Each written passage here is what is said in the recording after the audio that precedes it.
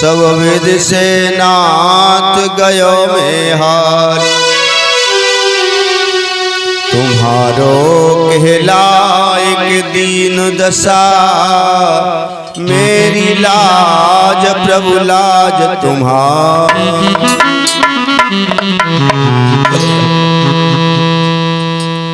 हे नारायण, हे जगत के पालन करता नियंता सृष्टि रचयिता, आपके चरणों में हम बार बार वंदन करते हैं और प्रार्थना करते हैं सबके ऊपर अपनी कृपा दृष्टि बनाए रखना।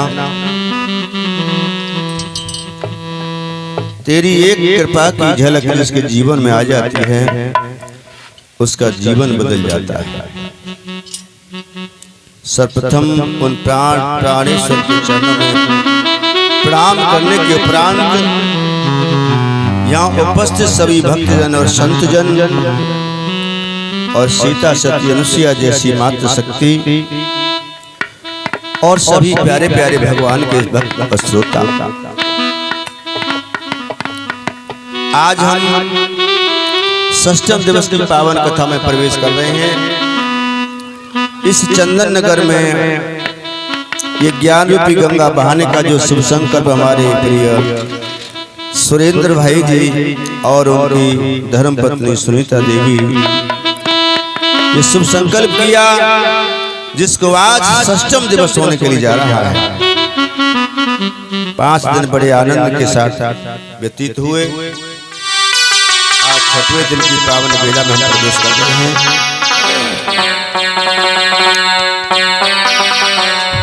आज बड़ी सुंदर और मन को मोहने वाली मेरे गोविंद की पावन कथाएं लीलाएं आप सुनेंगे। किस तरह से ब्रज गोकुल में मधुर मधुर लीलाएं की, फिर उसके बाद वृंदावन में जाकर के बसे और वहां भी भक्तों को सुख दिया और धर्म की स्थापना की।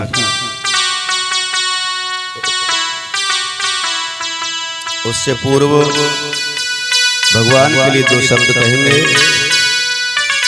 अपने दिल के भाव। हे दाता, ओ दुनिया बनाने वाले दाता, ओ दुनिया बनाने वाले, दुख क्यों दिए हैं दुनिया बनाने वाले। दुनिया बनाने कौन सुखी है दुनिया, दुनिया बनाने वाले, दुख क्यों दिए दुनिया बनाने वाले।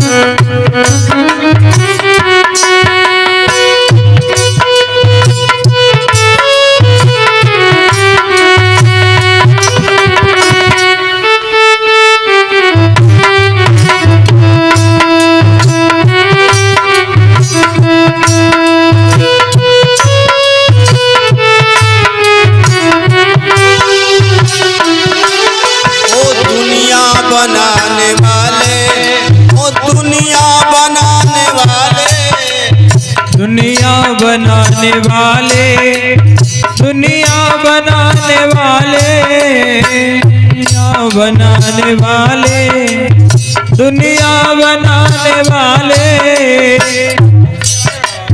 दुनिया बनाने वाले दाता, सबको खिलाने वाले।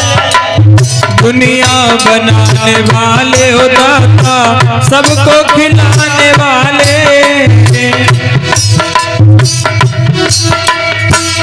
तेरे गीत गाते गाते,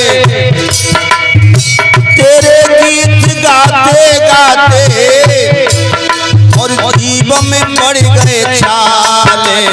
दुनिया बनाने वाले, हाँ दुनिया बनाने वाले, दुख क्यों दिए हैं दुनिया बनाने वाले, ओ बाबा डमरू वाले।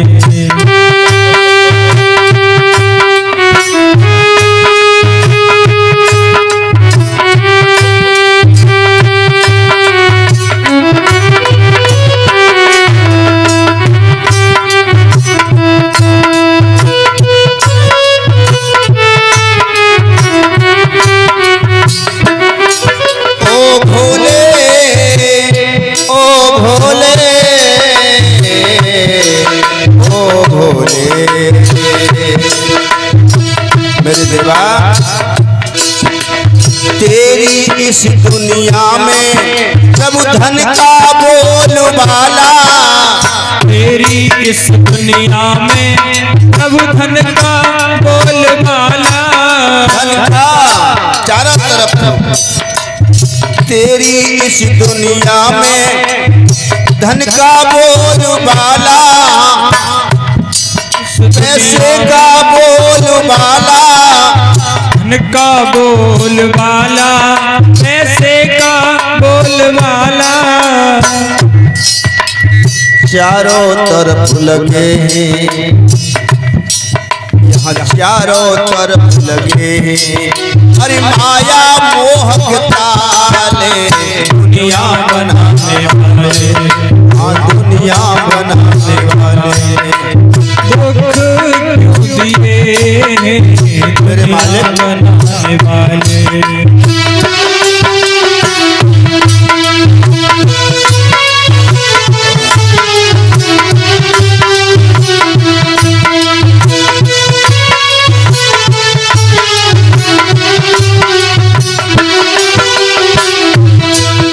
और मेरे दाता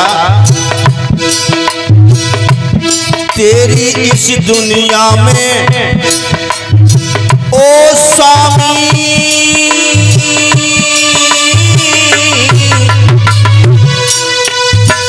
ओ मेरे दाता ओ अंतर्यामी, तेरी इस दुनिया में और 14 बैरी खड़े ही, हाँ तेरी इस दुनिया में 14 बैरी खड़े हैं, हाँ 14 दुश्मन खड़े हैं, पड़ रहे यहाँ संतों के, पड़ रहे यहाँ भक्तों के, अरे जान के लाले, दुनिया बनाने वाले, ओ दुनिया बनाने वाले। आज तेरी दुनिया में सीधा सच्चाई तो रो रहा है, दुखी है, जो सच्चाई के मार्ग में चल रहा है वही तो रो रहा है। क्यों?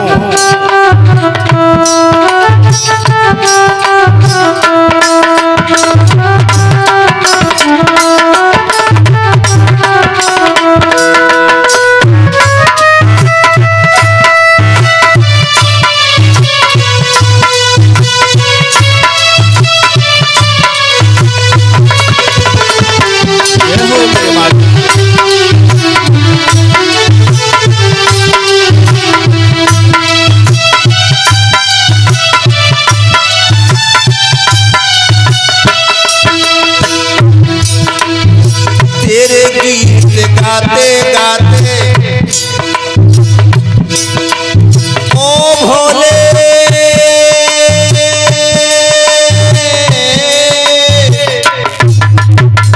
ओ भोले ओ भोले, तेरे गीत गाते गाते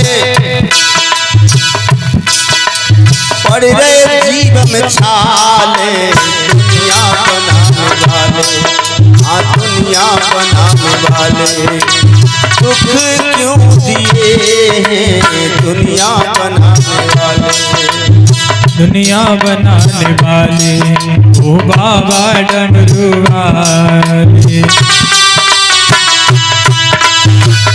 कैसे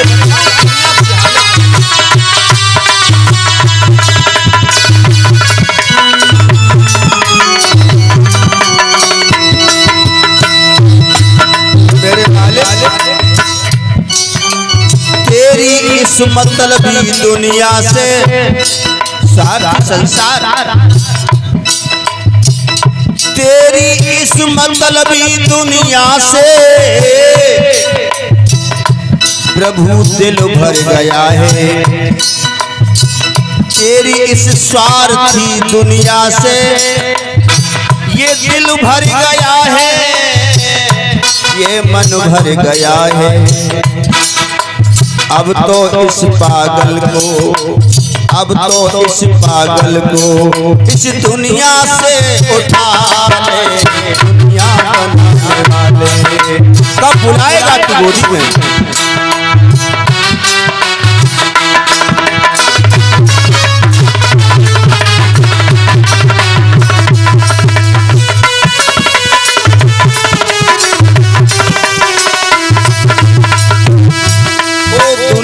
बनाने वाले नाथ भोले भाले, ओ दुनिया बनाने वाले ओ देवा भोले भाले, दुनिया बनाने वाले ओ देवा भोले भाले। तेरे गीत गाते गाते, तेरे गीत गाते गाते और जीव में पड़ रहे छाले, दुनिया बनाने वाले, हाँ दुनिया बनाने वाले।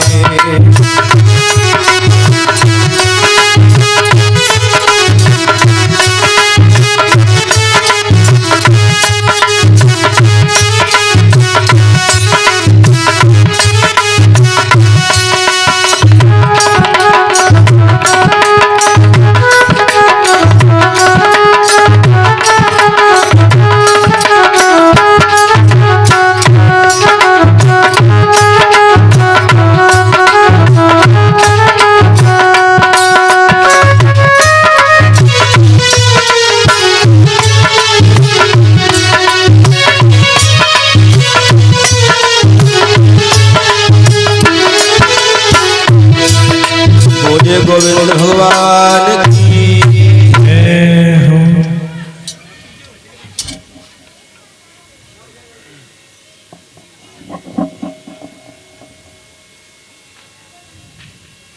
आइए आज षष्ठम दिवस की पावन कथा में प्रवेश कर रहे हैं। कल तुमने बहुत सुंदर लीलाएं जो ब्रज में मेरे गोविंद ने की, आपने श्रवण की। इंद्र की पूजा मिटा करके और गिरिराज महाराज को पूजवा दिया। जब सब ब्रजवासी गिरिराज महाराज की पूजा के लिए गोवर्धन की तलेटी में पहुंचे तो सब ब्रजवासी बोले, लाला कहाँ ले आए हो तू? अरे भैया यहाँ तो कोई देवता है ना है। भगवान बोले, जितने भी तुम भोग लाए हो ना, सब अपने अपने थालियां सजाओ, अभी देवता प्रकट होता है। जैसे ही बाल बालों ने अपने वो 56 प्रकार के भोग तैयार किए, सजाए हैं, जो भी आगे बंद की देवता का ध्यान किया, आहा देखा कि स्वयं मेरे कृष्ण का रूप प्रकट हो गया, विराट रूप। एक रूप से मेरे गोविंद भोग लगा रहे और एक रूप से खुद ही पा रहे हैं। कछु ग्वाल बाल बोले, अरे काना और कनुआ, अरे भैया देवता तो तेरे जैसे ही लग रहे हो, बिल्कुल तेरी ही सूरत है देवता की। कन्हैया बोले, हाँ भैया जो देवता ऐसा ही है। सबने भोग लगाया बड़ी धूमधाम से। इधर इंद्र की पूजा जब बंद हो गई, इंद्र क्रोधित हो गया। सभी देवताओं को बुलाया कि कौन ऐसा पैदा होगा जिसने मेरी पूजा बंद करा दी। ब्रज में मेरी पूजा छोड़ करके किसी देवता की पूजा कर रहे हैं, जाओ। वरुणदेव को बुलाया, काले काले बादलों से कहा कि जाओ उस ब्रज के ऊपर इतनी घनघोर वर्षा कर दो, इतनी घनघोर वर्षा कर दो कि ब्रज डूब जाए, जलमग्न हो जाए। आहा, बारिश होने लगी, भयंकर काले काले बादल उमड़ पड़े ब्रज पर और घनघोर वर्षा शुरू हो गई। अभी पूजा से फ्री नहीं हो पाए थे ग्वाल वाल, सभी घबरा गए। अरे लाला, अरे कन्हैया, अरे भैया, कैसे कैसी वर्षा शुरू हो गई है, ऐसा लगता है कि तो प्रलय आने वाली है, क्या करें? अब तो हमारे घर मड़ैया झुपड़िया सब गिरने लगे हैं, क्या करें? भगवान बोले चलो भाई की शरण में जाके तुमने पूजा करी, अपने आप को कहीं नहीं पुजवाया, कहीं भी मेरे गोविंद ने। तो सब ग्वालवाल चले हैं, वहीं आ गए और गिरिराज महाराज के पास में जब पहुंचे, मेरे कन्हैया ने कन की उंगली लगाई, गिरिराज ऊपर उठते चले गए। 7 दिन के कन्हैया ने 7 वर्ष के गिरिराज महाराज को 7 ही दिन तक कन की उंगली पर धारण किया। सब ग्वालवाल नीचे हैं, सब ब्रज के गोकुल, मथुरा, नंदगाम, बरसाना, सब जगह के ब्रजवासी इकट्ठे हो गए और उस गिरिराज महाराज के नीचे सभी रक्षा सबकी हो रही है। भक्तों, कहते हैं जब वर्षा, भयंकर वर्षा शुरू हुई तो क्या करे, इस पानी को कहां रोका जाए? ब्रज की ब्रजवासी रक्षा तो हो गई, लेकिन उसी समय अगस्त महाराज को याद किया, आ जाओ भगवान, त्रेता युग में तुमको हमने भोजन कराया था और द्वापर में पानी पिलाएंगे। ऐसे संत हैं ये, संतों की बड़ी विलक्षण लीला होती है। कभी कभी ऐसी विलक्षण लीला कर देते हैं जो संसार वाले संतों की लीला को नहीं पहचान पाते।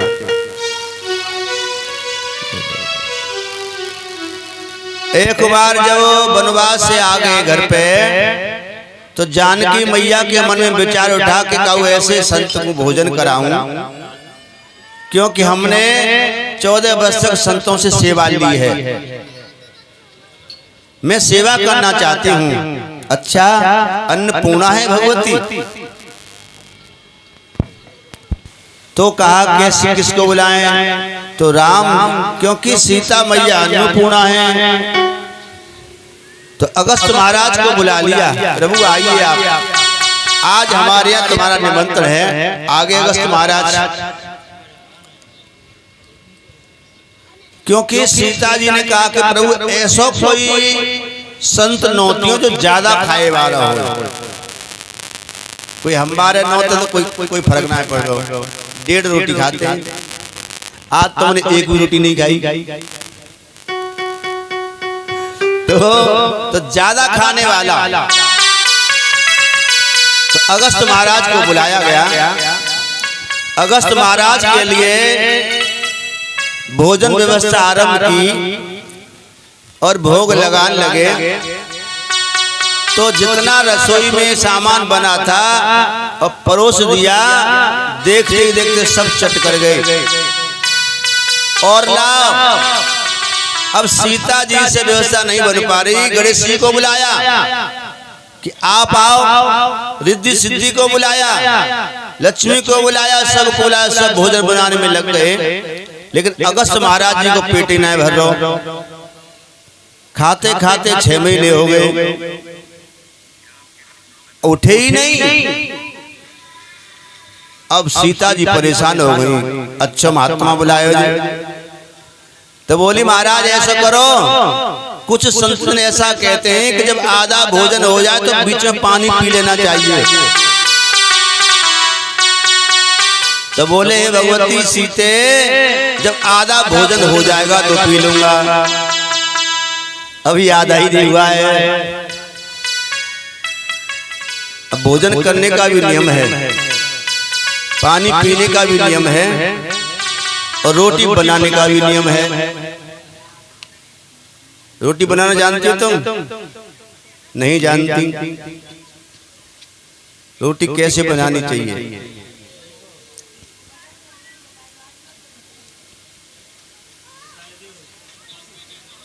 सबसे पहले रोटी हल्की, और जैसे जैसे रोटी आटा खत्म होता है तैसे रोटी भारी करते जाओ। कोई कोई तो पीछे की रोटी बिल्कुल हल्की कर देती है। तो गैस पर तो रोटी का बिना बेल कर दोगी। अब कोई कोई तो इतनी चालाक है कि पीछे की रोटी 3 रोटी की एक ही रोटी बना लेगी, और देसी घी घर होए सब खवाए के पीछे में करके गोचा और घी डाल के खावे, और फिर मुँह तो भूख ना लगा, एक रोटी खाइए बड़ी मुश्किल से। अजय पतना माने 3 रोटी की एक ही रोटी बना ले। वैसे पीछे की जो रोटी होती है वो किसकी होती है? किसकी होती है? कुत्ते की। तो अब कुत्ते की रोटी को तुम लोग खा रहे हो। तो 3 रोटी हल्की करनी चाहिए पहले। एक रोटी गाय के लिए, एक पितरों के लिए। पितर कहाँ हैं? कौआ आदि पक्षियों के लिए छत पे डाल दो। रोजाना ऐसा करोगे तो आपके पितर प्रसन्न होंगे। गाय को रोज खिलाओगे तो आपके देवता प्रसन्न होंगे। और एक रोटी, अंत की रोटी, लास्ट की रोटी बड़ी होनी चाहिए, भारी। उसे उल्टी तरफ सरसों के तेल से चपड़ करके काले कुत्ते को खिलाओ, जिससे आपका शनि शांत रहेगा, राहु शांत रहेगा, ग्रह शांत रहेंगे, और एक आपका फर्ज पूरा हो जाएगा, एक कर्ज चुकता हो जाएगा। हर जीव पर जो जीव इस धरती पे आता है 5 ऋण लेके आता है, 5 कर्जा लेके आता है। आपने देखा होगा जब बच्चा जन्म लेता है तो जन्म लेते ही रोता है। कभी सोचा क्यों रोता है? अगर बच्चा नहीं रोएगा तो या तो माइंड से विक्षिप्त पागल हो जाएगा, इसीलिए हॉस्पिटल में या घर में दाइयां से रुलाती हैं, जबरदस्ती। रोता नहीं कि बच्चा उल्टा कर देंगे, रुलाते हैं उसको। रोना चाहिए। अगर नहीं रोया तो या तो पागल हो जाएगा या फिर बहुत बड़ा ज्ञानी महात्मा बनेगा। 2 ही बात हो सकती है। तो रोता क्यों है? कुछ लोग बोलते हैं इसलिए रोता है कि जब तक तो उसका मां से संबंध था, नाल छेदन होता है, नाल। तो जब तक बच्चा जब जन्म लेता है तो उस समय दान किया जाता है। जिस समय भगवान राम का प्रकट हुआ तो महाराज दशरथ ने बहुत दान लुटाया था। आप सोच रहे होंगे जब बच्चा जन्म ले लिया तो घर में अशुद्धि हो जाती है, कोई धर्म कार्य नहीं करते। 12वें दिन जाकर के नाम का संस्कार होता है, पवित्र होता है, तब जाकर के ये क्रिया होती है। पूजा भी नहीं करते लोग। तो फिर कैसे किया? जब तक बच्चे का नाल छेदन नहीं होता है, माँ से, माँ के पेट से नाल जब तक जुड़ा है तब तक कोई भी पवित्र काम कर सकते हो, अशुद्धि नहीं है। अच्छा, घर में सूतक हो जाए या सोबर हो जाए, अशुद्धि दोनों में होती है। 12-13 दिन तक ठाकुर जी बिना पूजन के, बिना नहाए धोए बैठे रहते हैं घर में। होता है ना ऐसा? बड़ा दिल दुखता है, क्या करें। वैसे तो बात यह है कि ठाकुर जी मेरे गोविंद वो हैं कि संसार की कोई भी अशुद्धि उनको अशुद्ध नहीं कर सकती। अपने आप में दिव्य हैं वो। जैसे कि गुरु और संत कहीं भी किसी स्थिति में जा सकता है, उसे कोई पवित्र अपवित्र नहीं कर सकता, अशुद्ध नहीं कर सकता। संत गुरु हर स्थिति में शुद्ध ही हैं, चाहे ये सूतक हो जाए चाहे सोबर में जाए। गीता घर में रखी है, रामायण घर में रखी है, चाहे सूतक हो जाए चाहे सोबर हो जाए, वो शुद्ध ही है, उसे कोई अपवित्र नहीं कर सकता। ऐसे गंगा जल, घर में गंगा जल होता है ना, सोबर हो गई, अब 10वें दिन गंगा जल निकाल के वही से पवित्र कर रहे हैं, घर में रखा, तो ये चीजें अपवित्र नहीं होती। फिर भी कुछ संत ये कहते हैं कि आप इस अवस्था में पूजा कर सकते हो। कुछ लोग कहते हैं नहीं करनी चाहिए। कर तो इसलिए सकते हो कि जो घर में मूर्ति रखी है, विग्रह रखा है, वो प्राण प्रतिष्ठित नहीं है, वो साधारण विग्रह है। मंदिरों में प्राण प्रतिष्ठित मूर्तियां होती हैं, प्राण प्रतिष्ठा होती है, उनका ऐसी स्थिति में स्पर्श करना उचित नहीं है। स्वयं वृंदावन में हमारे महान संत इस समय, उनका बड़ा ही समय और बहुत अच्छा प्रचार प्रसार चल रहा है, प्रेमानंद जी महाराज। तो उनसे पूछा तो उन्होंने कहा कि अरे ठाकुर जी कौन अशुद्ध कर सकता है, हर श्री पूजा कर सकते हो। उन्होंने कह दिया क्योंकि संतों की नजरें दृष्टि दिव्य होती हैं, तो परमात्मा को दिव्य ही समझते हैं। कौन सूर्य को कौन गंदा कर सकता है? अब वो तो हजारों कोटि सूर्यों के समान हैं, फिर भी नमन करे हम अशुद्ध हैं। तो गुरु से लिया हुआ मंत्र हर स्थिति में जप सकते हो। घर में शुद्धि अशुद्धि है तो बैठ के एकांत में बिना माला के आप मन से गुरु मंत्र का जाप कर सकते हो, और मन से बैठ करके पूजा भी कर सकते हो, तन से नहीं करना। अगर फिर भी ऐसा लगे कि ठाकुर जी 12-10 दिन तक कैसे रहेंगे, मंदिर में धूल जम जाएगी, अच्छा ही लगा, तो उस घर में कन्या जो है, कन्या और विधि विधान से शरीर से पूजा कर सकती है। घर का व्यक्ति न करे तो कन्या से पूजा करा सकते हो रोज, चाहे सूतक है चाहे सोवर है। तो इस तरह से पूजा का विधान बताया। तो आज इंद्र की पूजा नहीं हुई तो इंद्र कुपित हो गया। घनघोर वर्षा की भगवान ने और गिरिराज महाराज को उठा करके उस सब की रक्षा की। अब जल ज्यादा बह रहा है तो मैंने बताया कि अगस्त महाराज को बुलाया था भोजन के लिए, तो भोजन उनका पूरा नहीं हो पाया। सीता जी परेशान हो गईं, रिद्धि सिद्धि भी आ गई, गणेश जी भी आ गए, लेकिन महाराज को भोजन पूरा पेट भर के नहीं करा पाए। अब दौड़ी दौड़ी राम के पास आ गई, प्रभु अच्छा महात्मा बुला लो तुमने, 6 महीना आए गए अभी तक डकारे नहीं आई, 3 डकारे आते हैं, 3 लंबी डकारे मतलब दांत पूरे दरे। हाँ बताएंगे। तो राम के पास गए, राम ने कहा कि अच्छा, क्योंकि उनके उदर में बैठ करके परमात्मा भोग पा रहा है, इसीलिए उनका पेट नहीं भर रहा है। वही अगस्त महाराज हैं जो समुद्र को अंजलि बना करके सोख गए थे, पी गए थे। जयमुनि महाराज जो गंगा मैया को पी गए। ऐसे ऐसे संत धरा पर हुए। तो राम ने कहा कि ठीक है, उपाय बता रहे हैं, तुलसा जी के पास जाओ तुलसा जी मैया से एक दल ले लो, तुलसी दल, और जाकर के महात्मा की थाली में परोस दो, और उसको पाकर के तृप्ति हो जाएगी। तुलसा जी का दल दिया महात्मा को, महात्मा ने वो भी पाया, थाली में आएगा तो पाना पड़ेगा। और जैसे वो पाया तो डकार आने लगी, भगवान को डकार आई कि भगवान को प्रिय तुलसा दल ही है। तुलसी पत्र से होता है ना, एक बार नारद जी ने कहा कि भगवान को दान में दे दो,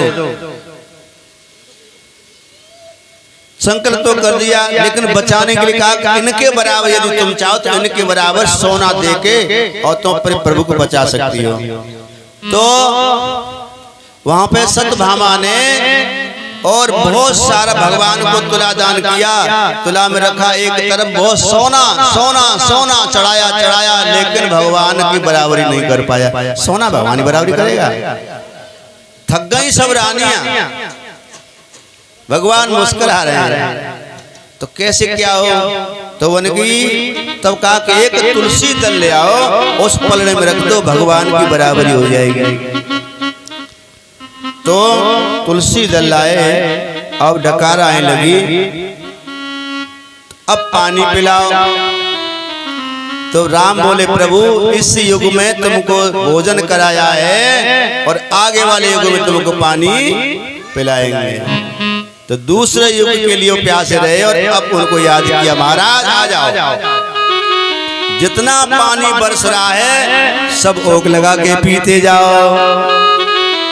पानी इंद्र बरसा रहा है, देव बादल देवलोक से आए और अगस्त महाराज ने अंजलि बना ली, सब पानी डकोते जा रहे। और कुछ इधर उधर रहा साहब ने चक्र से कहा कि जाओ चारों तरफ घूमते रहो पहाड़ के, एक बूंद भी धरा पर नहीं गिरने पाए।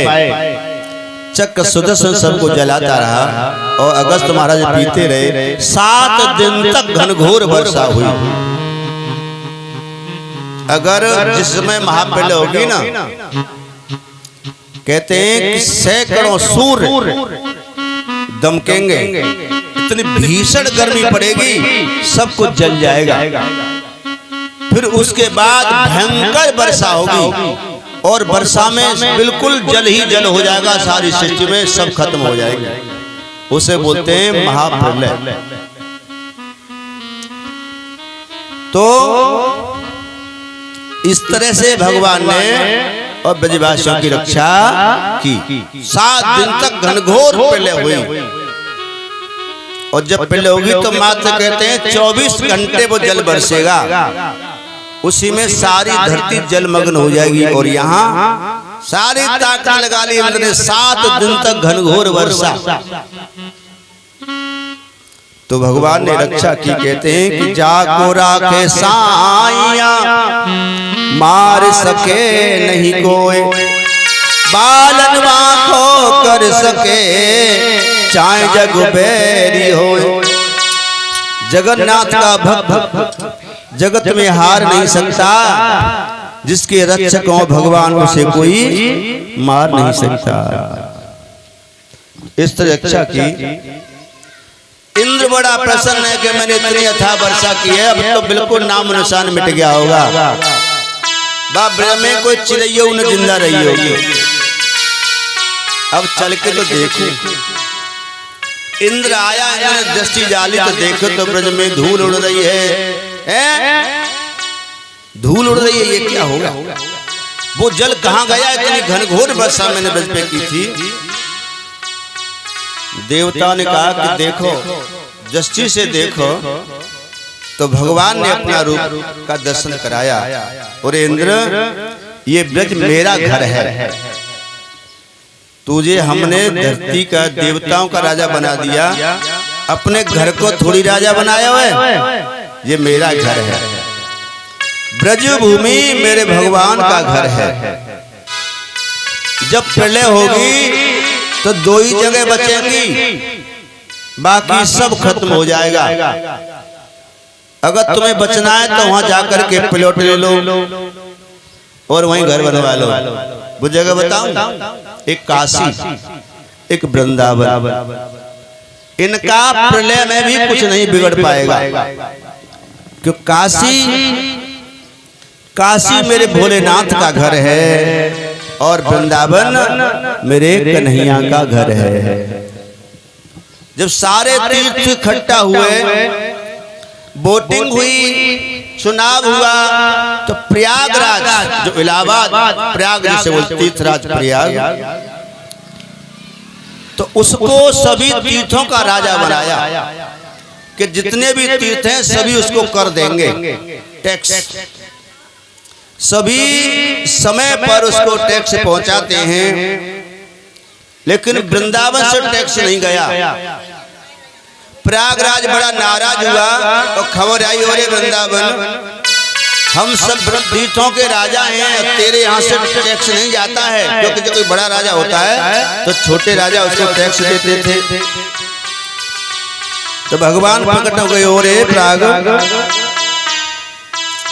तुझे हमने तीर्थों का राजा बना दिया, इसका मतलब ये नहीं कि हमारे घर का राजा है। तो वृंदावन भगवान का हृदय है। बोले वृंदावन बिहारी लाल की जय हो। उसी समय गौ प्रकट हो गई। भगवान मेरे गोविंद का और पूजन किया, तब से मेरे गोविंद का नाम गोविंद ही रखा। जिसने गौ की रक्षा की, गोविंद की रक्षा की, गोपाल गोविंद नाम हो गया। तो इस तरह से इंद्र यहाँ क्षमा मांग के चला गया। कहते हैं कि इंद्र ने 4 वेद मंत्रों में भगवान की स्तुति की, भगवान ने उसे क्षमा कर दिया। ब्रह्मा जी ने 40 वेद मंत्रों में भगवान की स्तुति की थी, ब्रह्मा जी को क्षमा नहीं किया था। क्यों? लीला आती है कि एक बार सभी ग्वाल वाल कृष्ण और जंगल में गैया चरा रहे हैं। गैया चराने का तो बहाना है, ढूंढ ढूंढ के राक्षसों को यम के द्वार पहुंचाना है, वो तो एक बहाना है मेरे गोविंद का। तो कुछ ग्वालवाल बोले, भैया सभी ग्वालवाल जानते हैं, उनका एक सखा है जिसका नाम है मधुमंगल। ये ब्राह्मण का बेटा है लेकिन गरीब है। पहले ब्राह्मण गरीब क्यों होते थे? जितनी कथा कहानी आप सुनते हो सब वो ब्राह्मण गरीब था, वो गरीब था। तो इसलिए गरीब होते थे कि वो अपने पास धन संग्रह नहीं करते थे, धन इकट्ठा नहीं करते थे। उनके कोई कार्य होता था, शादी है बिटिया की, या यज्ञ करनी है, भंडारा करना है, आश्रम बनवाना है, तो गृहस्थी लोग बनवाते थे। राजा लोग गृहस्थी लोग सारी व्यवस्था करते थे। तो गृहस्थी सभी ईमानदार थे, समय समय साधु संतों की सेवा पूजा सम्मान और सब व्यवस्था करते थे, तो फिर रखने की जरूरत ही नहीं थी। इसीलिए अपने पास वो नहीं रखते थे। आज का यजमान गृहस्थी सब बेईमान हो गए। इसीलिए अन्य युगों में संत ब्राह्मण गुरु गरीब निर्धन हुआ करते थे और गृहस्थी धनवान हुआ करते थे। लेकिन कलयुग में ये वरदान लगा कि सन्यासी संत गुरु अमीर होंगे, गृहस्थी गरीब होंगे। यही तो हो रहा है। देखो बड़े बड़े वीआईपी आश्रम हैं, बड़ी बड़ी फर्स्ट क्लास गाड़ियों में संत लोग घूम रहे हैं, इतनी अच्छी अच्छी व्यवस्था में, क्योंकि एक कलयुग की देन है। एक आध कोई संत होगा, नहीं तो एक देख करोड़पति अरबपति संत हैं इस धरा पर। आज तो ब्राह्मण बहुत अमीर है, आज तो इसीलिए अच्छा अन्य आजीविका ब्राह्मण क्यों अपनाने लग गया? अपना पांडित्य कर्म कर्मकांड छोड़ करके अन्य काम क्यों करने लग गया? वैसे नहीं करने चाहिए, क्योंकि जैसा कर्म करता है वो वैसा ही बन जाता है। नौकरी करना, सेवा करना एक दास का काम है, चौथे वर्ण का काम है, लेकिन आज मजबूर इस ब्राह्मण को करनी पड़ रही है। नौकरी, व्यापार भी कर रहे हैं। व्यापार करना वैश्य का काम है, खेती करना वैश्य का काम है, आज ब्राह्मण भी कर रहे हैं। तो इसीलिए ये कर्मों बट गए। पहले विशेष कर्म थे, आज कोई किसी के कर्म पर निर्धारित नहीं है। जिसको जो अच्छा ब्राह्मणों को तो जूता की फैक्ट्री बता दी, जूता बेच रहे ब्राह्मण। तो कलयुग में ऐसा ही हुआ। तो गरीब इसलिए होते थे ये कि ये केवल पांडित्य कर्म पर आधारित रहते थे। कहीं से कथा हो, कोई यज्ञ कराए, कोई हवन कराए, वहां से कुछ मिले, जीविका चले।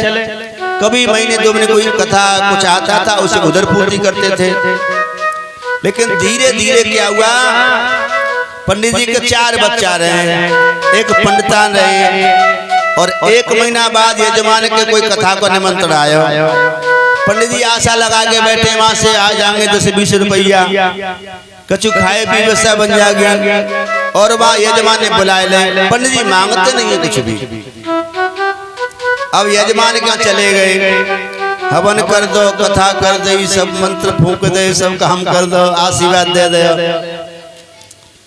भोजन करा दो। अब दक्षिणा 1.25 रुपया ले पंडित जी। अब पंडित जी मांगते नहीं, और माँ तो महीने के घर में चूल्हो ना चले गए, परेशान।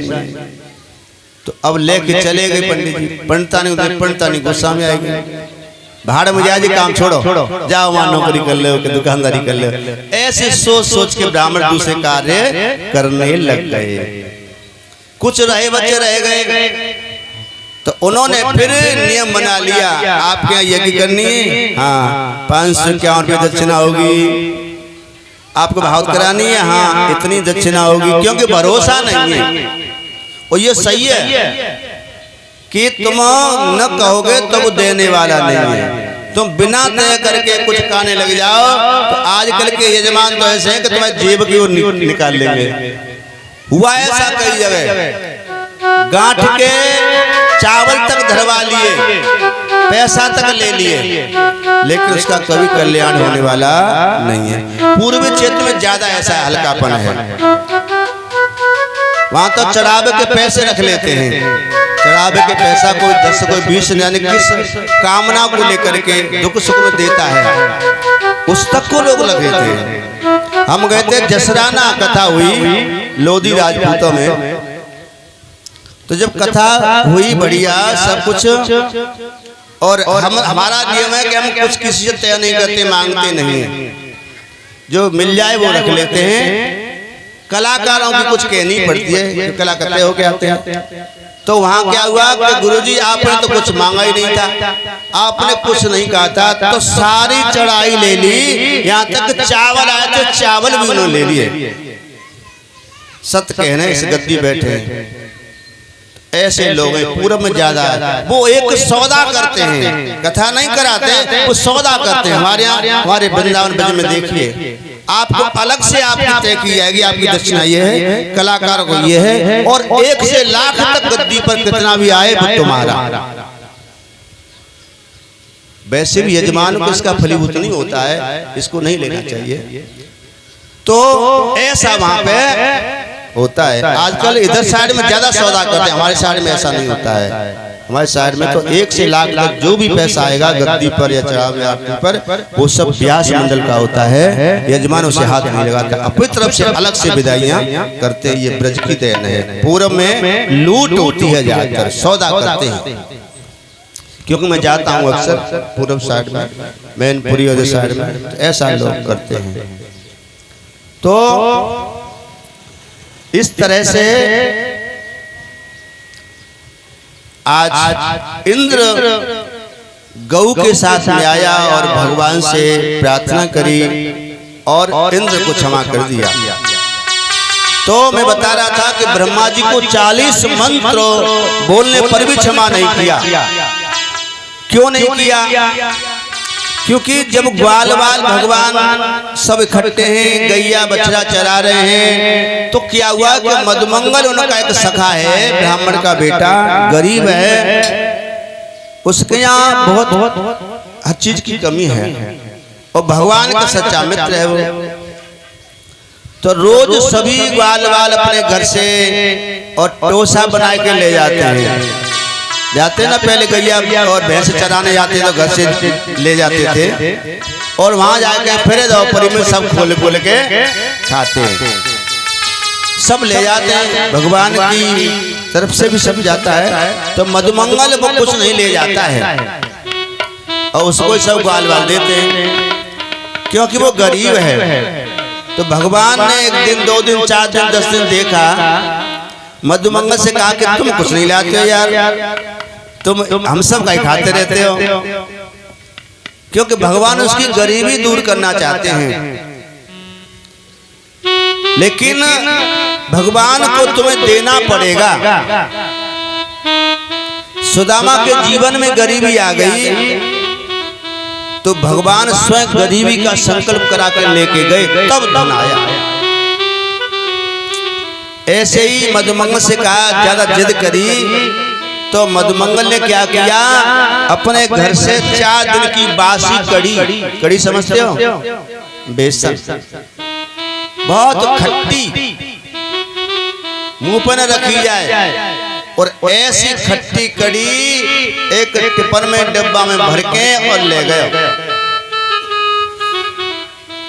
कि जाए दूंगो जाए के रोज रोज मुझे वही परेशान करे, भैया पियांगो आज कड़ी है, आज पीवे के बाद फिर कबू न मांगेगो। अब जब सब लोग भोजन करने के लिए बैठे तो बा ने वो कड़ी को डिब्बा खोलो, बड़ी खट्टी के मारे भभक मार रही बामा। अब बाप दिल ना बदल गो, अरे भाई जा लाला को कन्हैया को जितनी बुरी खट्टी कड़ी न पियाऊं, तो अलग हट के मुंह फेर के बाप कड़ी को खुद ही पीवे लग गए। भगवान ने देख लिया कि लाया तो सही, लेकिन खुद ही वह भोग लगाए लग गए। भगवान दौड़े और जैसी वहां तक पहुंचे तब तक गटा पीगो, थोड़ी सी रह गई बाकी मुंह पे चिपटी वही, और भगवान भैया चाटन लगे। भगवान ने भाई को भोग लगाए लो और उसे धनवान होने का वरदान दे दिया। इसीलिए भगवान कहते तू मेरे लिए खर्च करके तो देख, धन के कुबेर के भंडार बंधु तो कहना, उसे धनवान बना दिया। ये सीन को ब्रह्मा जी देख रहे। जब ब्रह्मा जी देखा कि ये तो ब्रह्म है, ये कैसा ब्रह्म है, कैसा ईश्वर है, कैसा भगवान है, एक मामूली ग्वाल वाले के मुंह से चिपक के झूठन चाट रहे हो, ये कैसा भगवान है, कैसा परमात्मा है। इसीलिए कभी कभी ये संत भगवान गुरु अद्भुत लीला कर बैठते हैं जिस संसार वाले नहीं समझ पाते। ब्रह्मा जी को मोह हो गया, परीक्षा लेने के लिए सब ग्वाल वालों की चोरी कर ली, गाय बछड़ा ग्वाल वाल सब अदृश्य कर दिए, अपने लोक में ले गए। ब्रह्मा जी कन्हैया समझ गए, उन्होंने अपनी योग शक्ति से पैसे के पैसे गाय बछड़ा ग्वाल वाल बना दिए। इस बात को 1 वर्ष हो गया। असली ग्वाल वाल और गाय बछड़ा तो ब्रह्मा जी के यहाँ हैं, और भगवान की माया के बनाए हुए ग्वाल वाल बछड़ा ब्रज में 1 साल तक रहते रहे, किसी को पता भी नहीं चला क्या हुआ। जब 1 वर्ष के बाद ब्रह्मा जी पुणे आए, देखूं तो सही जाके यहाँ की 1 वर्ष, वहां की 1 पल, ऐसे करते 1 वर्ष बीत जाती है देवलोक में। कहते हैं ना कि हमारी 100 वर्ष देवताओं का 1 दिन, आदमी की 100 वर्ष की उम्र देवताओं की 1 दिन उम्र होती है, 1 दिन बीतता है उनका। तो ब्रह्मा जी आए, देखा तो ब्रज में बोई ग्वाल, बोई बछड़ा, बोई गैया, बोई सब गैया चला रहे, बोई खेलने खाए रहे। ब्रह्मा जी को बड़ा आश्चर्य हुआ। अपने लोक में गए तो बोई माँ पे देखे, ब्रह्मा जी पागल हो गए। कभी यहाँ धरती पे आते हैं, कभी पे लोक में जाते हैं, कभी धरती पे आते हैं, जहाँ देखे तो बोई दिख रहे। भगवान की माया को कौन जान पाया, थक गया ब्रह्मा जी। भगवान ने एक लीला रची, ब्रह्मा जी का रूप बनायो, ब्रह्मा जाएंगे धरती पे और भगवान पहुंच गए ब्रह्मलोक में। ब्रह्मा जी को रूप बनाया और जाकर के ब्रह्मा जी के आसन पे बैठ गए। और जितने भी मंत्री संतरी थे सबसे कह दी देखो आजकल बहुत नकली ब्रह्मा घूम रहे हैं, इसीलिए कोई भी नकली ब्रह्मा बेरुपिया इसमें आ न जाए। और इधर आए ब्रह्मा जी अपने ब्रह्मलोक में, सभी द्वारपाल मंत्री लोग रोक दे कहां जाते हो, कौन हो तुम? अरे मैं हूं ब्रह्मा। काहे का ब्रह्मा? भागो यहाँ से, कोई ब्रह्मा नहीं है, हमारे ब्रह्मा तुम्हारे पास हैं। अरे भैया उनके दर्शन तो कर लें। हाँ दर्शन कर लो, भाग जाना यहाँ से। और देखा तो मेरे गोविंद और बैठे हैं, चरणों में सिर रख दिया ब्रह्मा जी ने और चरण पकड़ लिए। धन्य है प्रभु आपकी, आप तो आप ही हैं, आपकी माया को कौन पार पा सके। मैंने कितनी बड़ी भूल की, आपको जान नहीं पाया, मैं मोह में फंस गया। जब प्रार्थना कहते हैं 40 वेद मंत्रों में स्तुति की ब्रह्मा जी की, फिर भी क्षमा नहीं किया गोविंद ने। और इंद्र ने 4 वेद मंत्रों में स्तुति की तो इंद्र को क्षमा कर दिया। अब परीक्षित बोले गुरुदेव ऐसा कैसे हो गया, 40 मंत्र ज्यादा होते हैं 4 से। भाई फर्क ये हुआ कि गलती तो इंद्र ने भी की और गलती ब्रह्मा जी ने भी की, लेकिन दोनों की गलती में अंतर है। इंद्र ने गलती की, ऐसी गलती की कि 7 दिन तक सब ब्रजवासी मेरे गोविंद के पास में रहे, और ब्रह्मा ने ऐसी गलती करी कि 1 वर्ष तक सारे भक्त प्रेमी भगवान से अलग रहे। तो जो भगवान से उनके भक्तों को संतों को मिलाता है वो गलती करे तो उसकी गलती को क्षमा कर देते हैं मेरे प्रभु, और जो भगवान से भक्तों को दूर करता है उसको कभी क्षमा नहीं करते। इसीलिए भगवान से जुड़ना, कथा सुनना, भजन करना अच्छी बात है, लेकिन कथा सुनवाना, औरों को भगवान से कथा से जुड़वाना, इसका पुण्य ज्यादा मिलता है। इसलिए जुड़ो और जुड़वाओ भी, भगवान तुमसे सदैव प्रसन्न रहेंगे। बोले गोविंद भगवान की जय।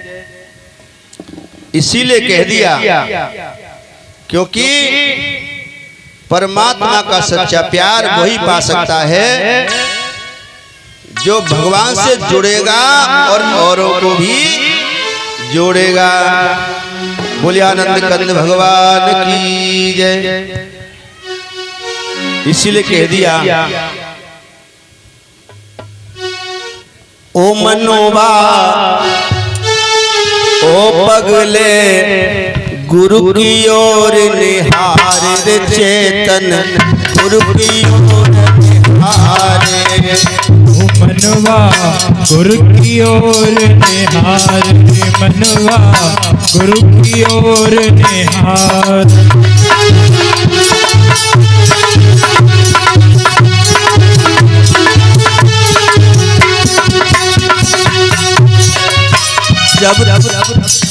जब तक कृपा गुरु की न होवे, जब तक कृपा गुरु की न होवे, कोई न भव से पार रे मनवा, गुरु की ओर निहार रे मनवा, गुरु की ओर निहार।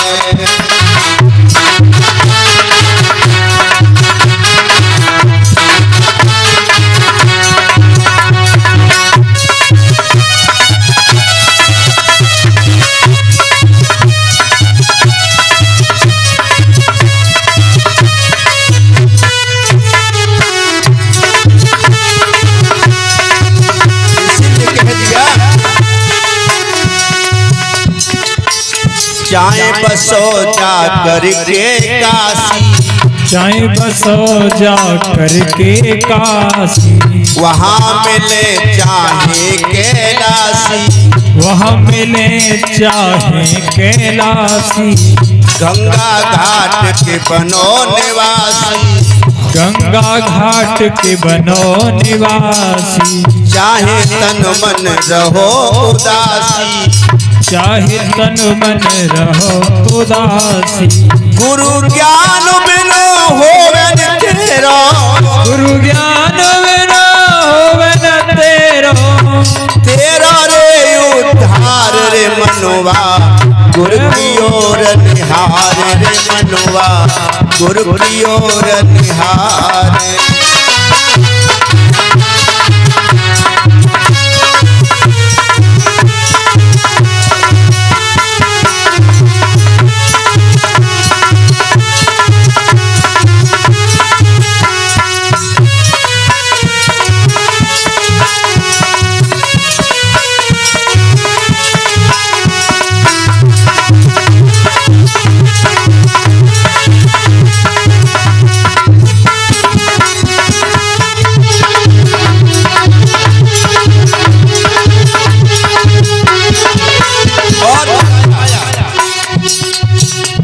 गोकुल मथुरा वृंदावन में गोकुल मथुरा वृंदावन में कहीं भटकते फिरो जब तक गुरु जीवन में नहीं है उद्धार नहीं हो सकता।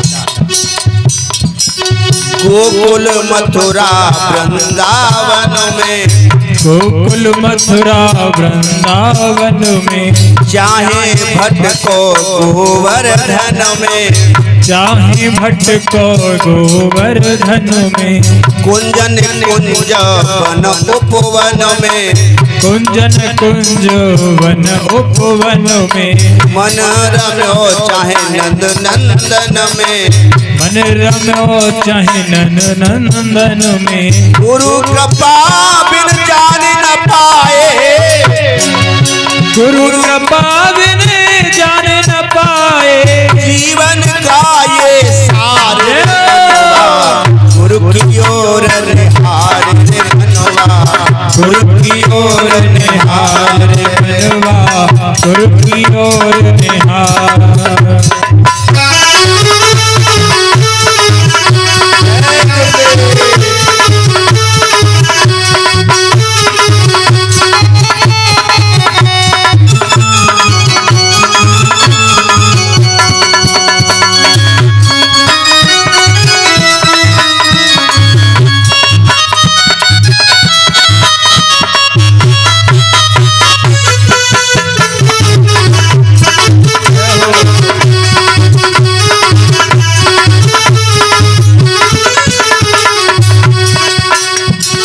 इस जीवन का सार गुरु है इस जीवन का सार गुरु है आदि अनादि अंत शुरू है आदि अनाद अंत शुरू है चित्त बुद्धि मन देह गुरु है चित्त देह मन चित्त गुरु है चेतन मुक्ति प्रसाद गुरु है चेतन मुक्ति प्रसाद गुरु है चेतन चिंतन चाहत सुख की अरे सदगुरु से कर ले प्यार रे मनवा गुरु की ओर निहार रे मनवा गुरु की ओर निहार मनवा गुरु की ओर निहार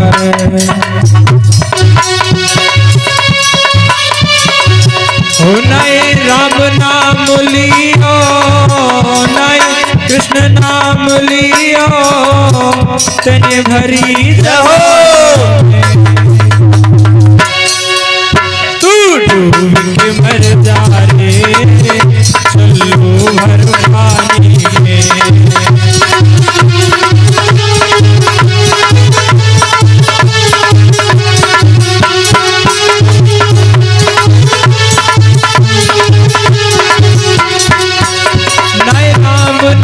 लियो नाई कृष्ण नाम लियो तन भरी जवानी में तू डूब के मर जाए लो भर पानी में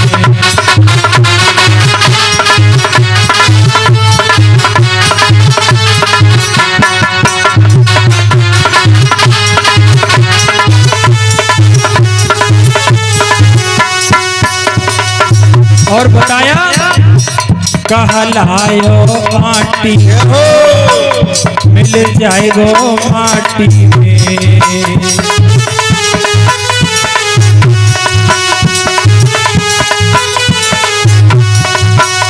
कहलायो आटी में मिल जाएगो माटी में। एक दिन काया तेरी कस जाएगी काटी में। एक दिन काया तेरी कस जाएगी काटी में।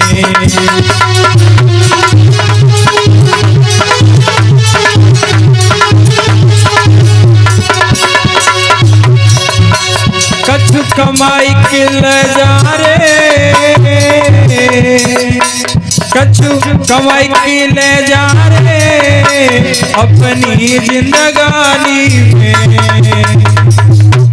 जो कह रहा हूँ गाना बढ़िया ना लगे रहो तो ताली जना बजाए रे। नाए कृष्ण नाम लियो गाओ और भरी जवानी में।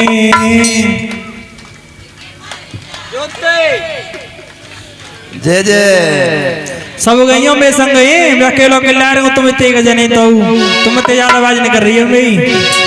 हो तू डूब के मर जा रे चुल्लू भर पानी में। डूब के मर जा रे चुल्लू भर पानी में।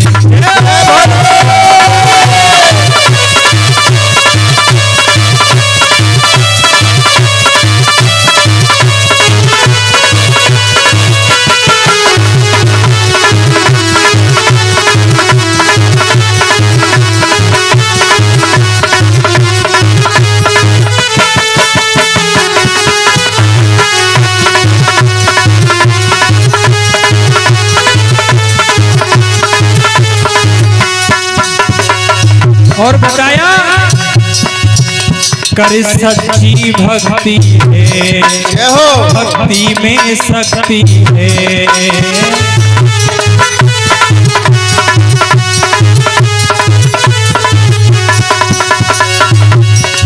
कर सच्ची भक्ति है, भक्ति में शक्ति है। जा भक्ति ते भैया चारी है जाए मुक्ति है।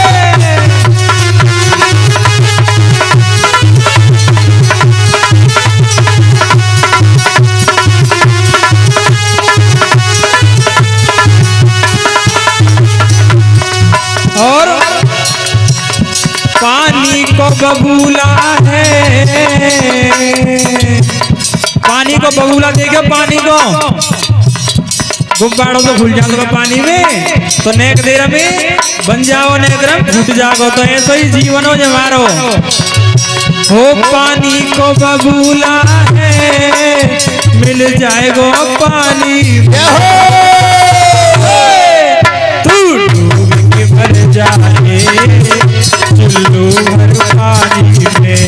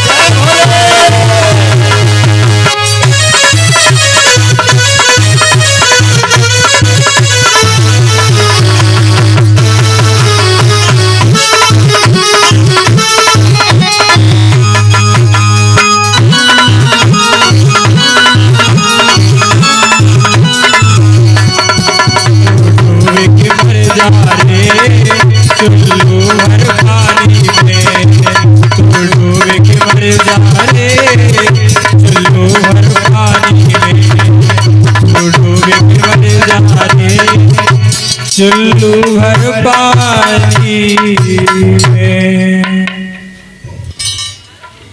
जो उतने ज्यादा शर्म की क्या बात होगी। चुल्लू भर पानी में। इसलिए जो नौबत ना आए बस से पहले भजन कर ले न चुल्लू भर पानी न मिले। आइए कुछ दान दाताओं के नाम सुन लेते हैं। कल 50 किलो आटा श्याम बाबू यादव बसेरा कॉलोनी वालों ने दान किया। 501 रुपए रामपाल नेताजी शुक्ला जी इन्होंने दान किया। 500 रुपए लोकेश सिंह चौहान चंदन नगर के रहने वाले हैं, इन्होंने दान किया। 501 रुपए नेपाल सिंह चौहान इन्होंने दान किया। 500 रुपए गुप्त दान आए। 50 किलो चीनी सूरज सिंह त्यागी जी की आई। 500 रुपए गुप्त दान, ये 27 तारीख में हुआ। आज की तारीख 28। इसमें 50 किलो आटा देवेंद्र सिंह यादव फौजी चंदन नगर के रहने वाले इन्होंने दिया है।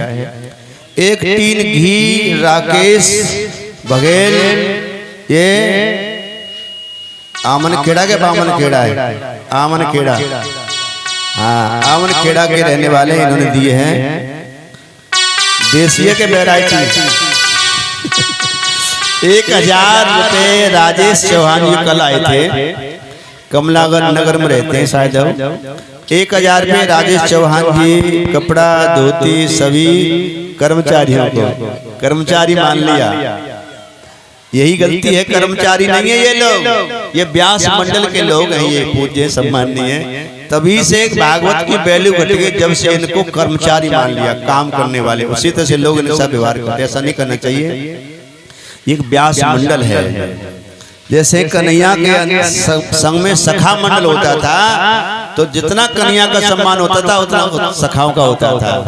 तो ये सभी व्यास मंडल जितने लोग हैं उन सबको ये वस्त्र दिए हैं और फूल माला डाल करके हमारे गले में भी और नोटों की माला डाल के सम्मान किया था उन्होंने कल। 50 किलो आटा अशोक बघेल जी जो नारायण के रहने वाले हैं इन्होंने दिया है। 500 रुपए महेश पंडित जी चंदन नगर के रहने वाले हैं, इन्होंने दान किया है। सभी पर भगवान की कृपा बने, सभी सुख समृद्धि में रहें और सबके जीवन में आनंद आए, और इसी तरह से भगवान दान करने की भावना को बनाता रहे, इसी से धर्म कार्य होते रहे, सहयोग होता है। बोले गोविंद भगवान की जय। ये ले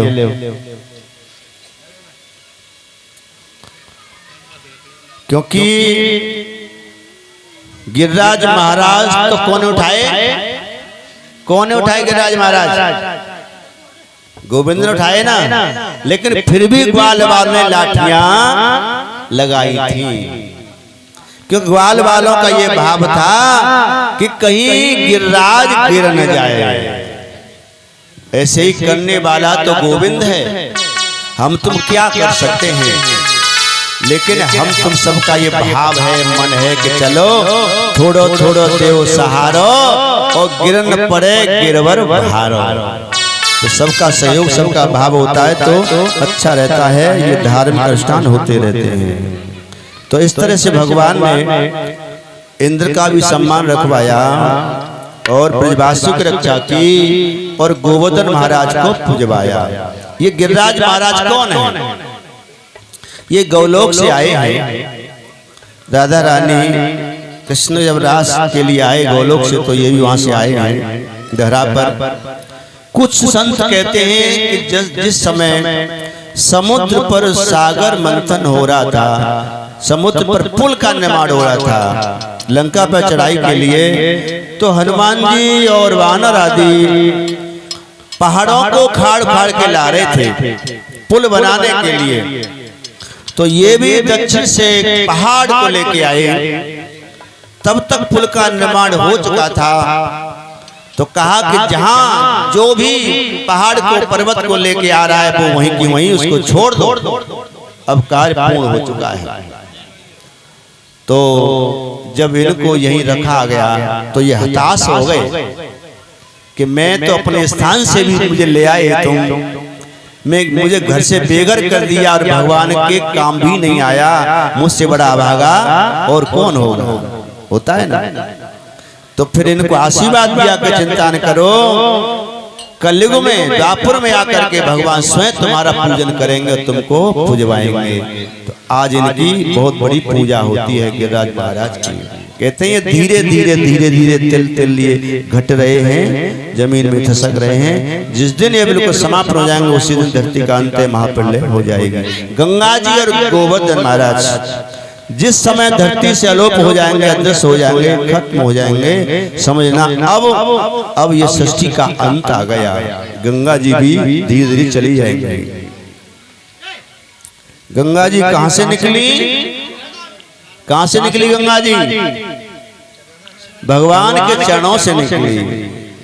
जब भगवान ने अपना चरण ब्रह्मलोक में पहुंचाया तो ब्रह्मा जी ने चरणों को धोकर के अपने कमंडल में रख दिया। वहां से गंगा जी आई। अब चरणों में कैसे आई? भगवान के चरणों में गंगा जी कैसे आई? ये गोलोक की कथा है देवी भागवत में कि गोलोक में भगवान बैठे हैं, राधा बैठी हैं, सभी सखियां हैं। गंगा, यमुना, सरस्वती, ललिता, विशाखा, जितनी सब सखी हैं सब मेरी राधा रानी की सखियां हैं और सबका सुंदर रूप है राधा जैसा। तो एक दिन भगवान बैठे हैं, सब सखियां बैठी हैं, तो गंगा जी ने प्रेम भरी दृष्टि से गोविंद को देखा और गोविंद की भी प्रेम भरी दृष्टि गंगा जी पे पड़ी। दोनों के नैनाचार हो गए। ये दृश्य राधा से नहीं सहा गया। कहते हैं ना सोतिया डहा कहीं कहीं होता है।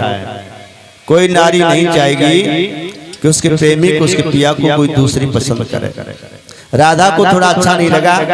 राधा ने कड़ी जो निगाह की गंगा जी की तरफ, गंगा जी घबरा गई, पानी पानी हो गई और अपना बचाव करने के लिए भगवान के चरणों में जाकर के विलीन हो गई। तभी से गंगा जी भगवान के चरणों में। अब भगवत जब राधा का क्रोध शांत हुआ तो भगवान बोले राधे इस तरह से क्रोध नहीं करते हैं, आपकी क्रोधा अग्नि के कारण और आपकी एक सखी अंतर ध्यान हो गई। अब गंगा जी कहां से लाओगे? मेरे चरणों में विलीन हो गई गंगा जी। राधा को बड़ा दुख हुआ, पश्चाताप हुआ, तो बोली श्याम मैं तुम्हारे और मेरे बीच में किसी तीसरे को नहीं पसंद करती। तब जाकर के भगवान धरा पर आए वामन बन करके और वही चरण ब्रह्मलोक में पहुंचे। तो उन्हीं चरणों से वही गंगा जी ब्रह्मा जी ने अपने कमंडल में ले ली और तब वही फिर और सगर के 60,000 पुत्रों का उद्धार करने के लिए पुनः धरा पर भेज दी। जब गंगा जी आई थी तो गंगा जी बोली ब्रह्मा जी से कि मैं जा तो रही हूँ, तो वही बात मानूंगी तो सही, लेकिन ये पापी लोग, धरती के पापी लोग मुझ में स्नान कर करके अपने पाप छोड़ देंगे, मुझ पवित्र को ये पाप में बना देंगे, मैं अशुद्ध हो जाऊंगी। जानते ब्रह्मा जी ने कहा तू चिंता न कर, तेरे अंदर ये पापी लोग पाप डालेंगे, लेकिन संत भक्त जब तुझ में स्नान करेंगे तो तू पुनः पावन हो जाएगी, पवित्र हो जाएगी। और वो तेरे पाप कहाँ जाएंगे? वो पाप तेरे सागर में जाकर के बह जाएंगे। तभी तो सागर का पानी खारा है। सागर ने कहा कि प्रभु मुझ पे पाप का ही डाल रहे हो, तो बोले चिंता न कर, जहाँ पापी रहे ना वहां पर तू उन पापों को ओले बना करके बरसा देना। तो ओले वहीं आते जहाँ पापी ज्यादा होते हैं। तो इस तरह से और भगवान ने यहाँ सभी भक्तों को सुख दिया। काली दह की लीला का भी प्रसंग आता है। कालिया नाग, क्योंकि जब कंस को पता चला कि मैंने बड़े बड़े राक्षसों को भेजा लेकिन अभी तक कोई वापस नहीं आया, ये नहीं पता चल पाया कि वो मेरा काल जिसे कहते हैं वो काला है, गोरा है, मोटा है, पतला है, लंबा है, कैसा है। कंस कहता कि मैं अभी तक जान नहीं पाया। जान तो जब कोई आगे बतावे, वहां जाते ही जाते हैं ब्रज में लौट के नहीं आते। जब लौट के नहीं कंस के पास पहुंचते, कंस को क्या पता चलेगा। तो क्या करें, तो यहाँ एक युक्ति बनाई नारद जी हैं कंस के गुरु, और जब विपत्ति आपत्ति आती है तो गुरु की शरण ली जाती है। तो गुरु से कहा कि गुरुदेव क्या करें, और गुरुदेव सच्चा गुरु वही है जो अपने शिष्य का कल्याण चाहे, कैसे भी, चाहे प्यार से, चाहे रार से, चाहे दे के, चाहे लेके, अपने शिष्य का कल्याण कराए, वही परम गुरु होता है। तो नारद जानते हैं कि ये दुष्ट प्रवृत्ति का है, ये धर्म नहीं करेगा, दान नहीं करेगा, ये कथा नहीं कराएगा, ये तो पाप करेगा, ऐसे पाप और करवाओ, क्योंकि इसी से इतना पाप करवाओ, इतना पाप करवाओ कि स्वयं भगवान को आना पड़े। उसका उद्धार गुरुजी अपने शिष्य का कल्याण चाहते हैं, क्योंकि जैसी प्रवृत्ति शिष्य की होती है ना, वैसी प्रवृत्ति उसकी बढ़ाते हैं। शिष्य की प्रवृत्ति है दान करने की, तो गुरु उसको आशीर्वाद देंगे, बेटा तू बहुत बड़ा दानी बने। शिष्य की प्रवृत्ति है भजन करने की, तो गुरु भजन करने का आशीर्वाद देंगे, तू बहुत भजन करे। शिष्य की प्रवृत्ति है सेवा करने की, तो सेवा का मौका देंगे उसको, क्योंकि उसी वही प्रवृत्ति उसका कल्याण करा देगी। तो कंस भला काम तो करने वाला नहीं है, और गुरु का यह दायित्व होता है कि शिष्य का ये प्रकार कल्याण कराना है। तो उसके पापों को बढ़ा रहे हैं। तो कह दिया कि कंस ऐसा करो, तुम एक चिट्ठी लिखो ब्रज में बाबा नंद के लिए कि अत्रम कुशलम तथास्तु के उपरांत सेवा में सबने निवेदन है। पत्र से तो लिखते हैं, कौन कौन लिखना जानता है पत्र, लेटर कौन कौन लिखना जानता है? अब तो सब भूल ही गए, अब तो पत्र ही खत्म हो गए, पोस्ट ऑफिस ही खत्म हो गए, तो और कुछ काम करे पोस्ट ऑफिस, पोस्ट मास्टर। पहले बड़ा इंतजार करते थे काऊ की चिट्ठी आ रही है। डाकिया जब पड़ोस में चिट्ठी लेके आता था तो और लोग बाहर गेट पे खड़े जाते, काश हमारे का प्रिय की चिट्ठी कोई आ जाए। कभी कभी तो ऐसा होता था कि घर में शादी होती थी और चिट्ठी भेज देते थे, शादी हो गई, बहू आ गई, दसवीं चल गई, तब जाके चिट्ठी पहुंची। कभी कभी तो ऐसा चिट्ठी पहुंचती नहीं थी, तब पता चले देखे तो सब कुछ हो गया। कभी कभी ऐसा होता था। अब तो तुरंत हेलो बाबा जी अब मरबे की देर ना है भाई, तो तक तो पूरी दुनिया में खबर। अब इसलिए चिट्ठियां बंद हो गई। तो आज नारद ने कहा कि चिट्ठी लिखो ब्रज के लिए, कहो कि हमने एक पूजा अनुष्ठान का संकल्प किया है, इसीलिए हमें 1000 कमल के पुष्प चाहिए, और वो पुष्प आए यमुना में, काली देह में वो पुष्प खिल रहे हैं, और वहां से पुष्प लाएंगे तो उसमें कालिया नाग रहता है। अगर वो तुम्हारा जो काल है वो शक्तिशाली है तो किसी को जानने नहीं, खुद प्रयास करेगा और वो कालिया नाग उसको दंशन कर लेगा और तुम्हारा कांटो निकल जाएगा। कंस को कह दिया, और नारद जी जानते सब कुछ। तो यही किया, उसने पत्र लिखा कि हे ब्रज के राजा नंद, हमने एक भगवान शिव का अनुष्ठान का संकल्प किया है, हमें पूजा के लिए 1000 कमल के पुष्प चाहिए, और वो पुष्प आप भिजवा दीजिए हमें। अगर ऐसा नहीं किया तो समस्त ब्रजवासियों को मौत की सजा देंगे। राजा है कंस। आहा, जब बाबा नंद के पास ये पत्र पहुंचा, बाबा नंद की आंखों में आंसू आ गए। दुष्ट, जब से मेरे घर में ये 2 छोरा आए हैं, बालक आए हैं, तब से ये हमारे पीछे हाथ धो के पड़ा है।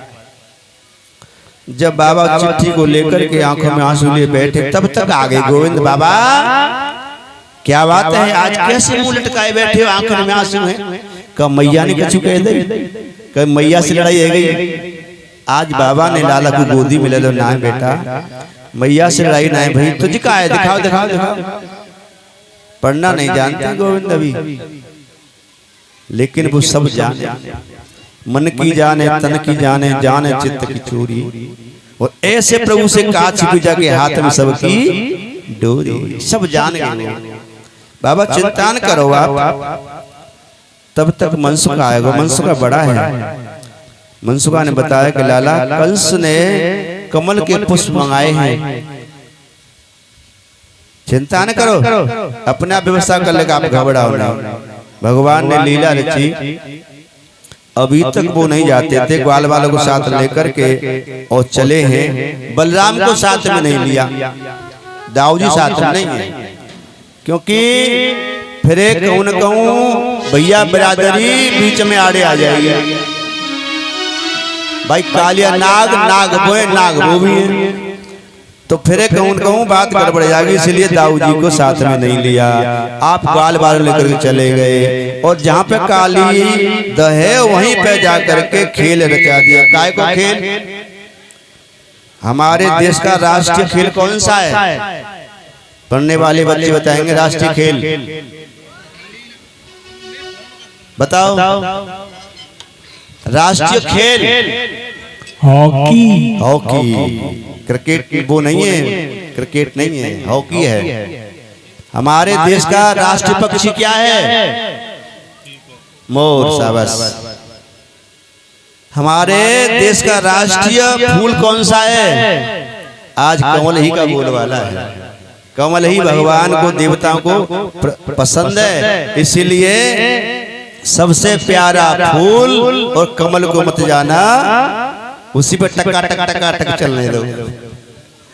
जब तक कमल खिलता रहेगा तब तक हिंदू यूं ही चलता रहेगा, और ज्यादा कमल मुरझाएगा भजन से लियो सफाया खलास।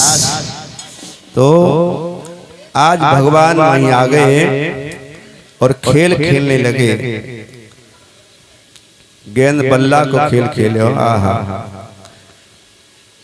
श्रीदामा गेंद कर रहे हो तड़ी बड़ी, और भगवान के हाथ में हॉकी है, और जो आने गेंद फेंकी भगवान ने जानबूझ के वहां ऐसा टोल मारे हो, गेंद सबको पार करके धड़ाम से कालीदेव जाके गिर गई। कालीदेव में जो गेंद गिरी, श्रीदामा दौड़ के गयो, भगवान को पीताम्बर पकड़ ले हो, लटक गयो। तूने जानबूझ के गेंद गिराई है मेरी, अब मैं गेंदे लूंगा। भगवान बोले काय को लड़ रहे हो, अपनी मैया से कोई अच्छी गेंद बनवा के दे दूंगा, लेकिन नहीं माने सुदामा। श्रीदामा जिद करने लगे तो बोले तो का तेरी गेंद के जा कायदे में कूद जाऊं? कूद जा, तू असली बाप को है तो कूद के दिखा। लड़ाई होने लगी दोनों में। अच्छा बाप तो न पहुंचे, देख लियो, खबरदार धमकी मन दियो, तू नंद को छोड़ा है तो अपने घर होगो, खेले में सब बराबर है। लड़ाई होने लगी, ग्वाल पे चले करे, लेकिन नहीं, धमकी दे रहा असली बाप को कहना है तो भगवान से नहीं रहा गया। देख ले बहू मान जा, करके दिखा तो सही। कदम पे चढ़ गए, और कदम पे जो चढ़े धड़ाम से छलांग लगाई, कालीदेव में कूद पड़े। आहा, सुखदेव करे राजन, जैसे कालीदेव में कूदे सभी ब्रजवासियों में हाहाकार मच गया। रे श्रीदामा, तूने क्या किया? भगवान को कालीदेव में तूने भेज दिया। उधर कालिया नाग सो रहा है गहरी निद्रा में, और उसकी नागिनियां उसके चारों तरफ खड़ी हैं, और बड़ी मोहनी मूर्त है मेरे प्यारे की। उस मूर्त को देख करके नागिनियां तो मोहित हो गई, वो सब हावा भूल गई। और नाग की पूंछ पे जब मेरे गोविंद ने अपना पाम रखा, एकदम से भन बना के खड़ा हो गया कालिया नाग। अब तो युद्ध होने लगा।